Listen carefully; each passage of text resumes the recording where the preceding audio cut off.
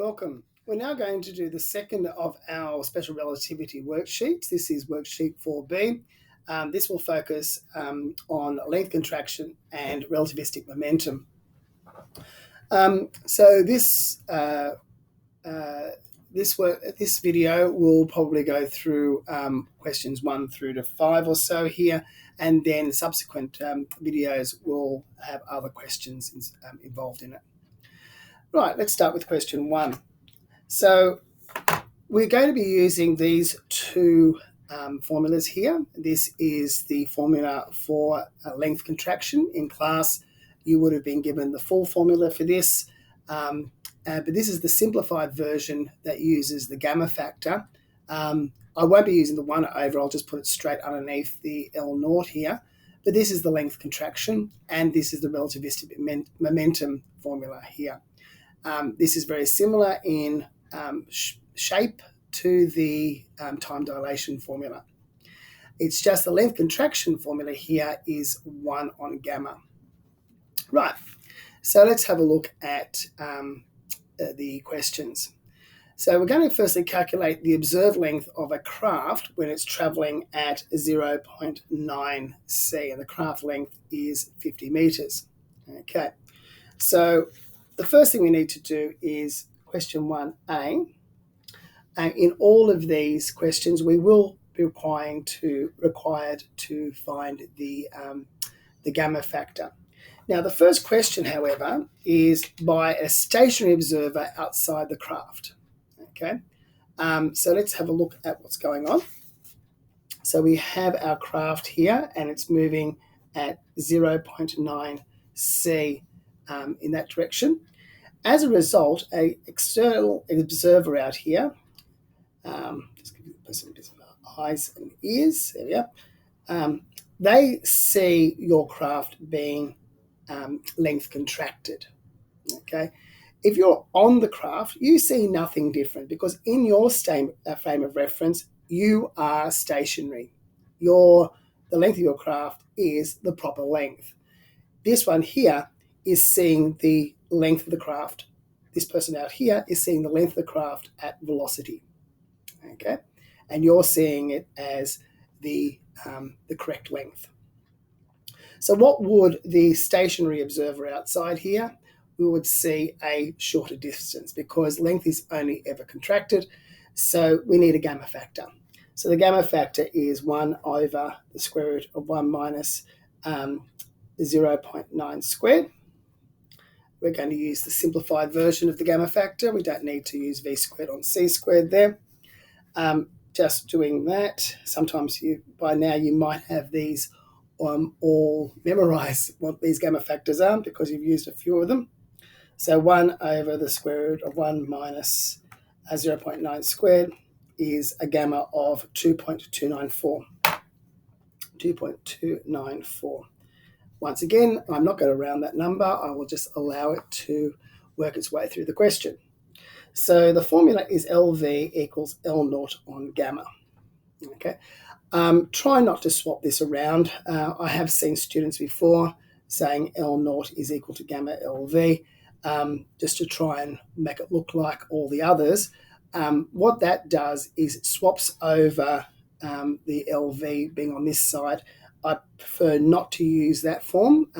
Use it over here. It just keeps the structure of all of these Lorentzian formulas the same, that the length at velocity and the proper length are on the same side in all of them.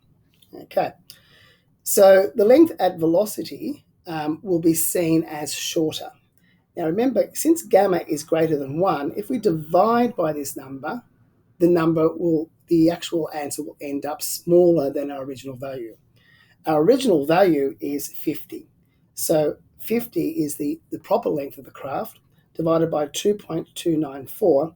So if we were to just take 50 and divide it by that last answer, we get, that didn't work properly. Oh yes, it did, sorry. It's 21.79. I thought it said 2.1 meters. So this observer would see this as 21 meters, 0.79. Okay. on the craft, you don't see anything different. Remember, length contraction only happens in the direction that you are moving. So you would see the craft looking like this, and the person outside would see the same height but a shorter distance this way. Since the craft is not moving in the vertical direction, there is no length contraction in that direction at all. And B, to finish off the question, says what is the observed length by this person on the craft? Well, this person on the craft thinks that they are stationary. It's the actual person who is observing outside who is moving. So they see the length equaling 50 meters. Okay. Right. Moving to our next question. Question number 2 says a 60-meter long craft is observed to have this length. What is the speed the craft is traveling? Okay. So this is very similar to working out the speed when you have a time dilation. So let's go and draw a little diagram here. The proper length of the craft is observed by the person on the craft is 60 meters. Outside, this observer sees it all shortened and they see it as 45 meters. Okay. Don't forget that gamma is greater than 1. So remember, you see this as the proper length. This is L naught, okay? Because you are on the craft. This craft is stationary relative to you. This here, this is the observed at the velocity, because this person here is moving at a velocity away from you because you are stationary. So going up here, question 2, LV equals L naught on gamma. That means that gamma would be L naught on LV, which is 60 on 45. That gives us 1.3 repeater. Once again, don't round. Now remember, gamma has to be greater than 1, so if you have put these the wrong way around, you will soon discover that you have them the wrong way around. Okay, gamma has to be greater than 1. Now that I've got the gamma factor, I can work out the velocity that is associated with this gamma factor. So we know that gamma is equal to 1 on the square root of 1 minus k squared, where k is the coefficient of the speed of light. So we have 1.33 and so on is equal to 1 over 1 minus k squared. Swapping them around, we get 1.33. Oops. Let's remove that. We've got square root of 1 minus k squared is equal to 1 on 1.33 and so on. So 1 minus k squared would equal squaring that squared. So I need to reciprocate this number and then I need to square it. So 1 minus k squared would equal 9/16, or in other words, k squared would equal 1 minus that. So 1 minus the answer, we know it's 7/16, and that gives us a k value as a square root. Oops. Square root of the answer, pressing the wrong buttons, 0.661 and so on. So the speed of light, the speed of the craft is, we are traveling at 0.66 c, or 66% of the speed of light, or we can multiply this number by 3 exponent 8, and we can get that as 1.98 by 10 to the 8 meters per second. Okay, audio. Just checking everything is right for that question. Right, yeah. Okay, moving on. Let's have a look at question 3. We have a rocket now which has this mass. So we're going to be looking at a momentum question in a moment, and it also has 2.7 meters in length, and it's traveling at this velocity. So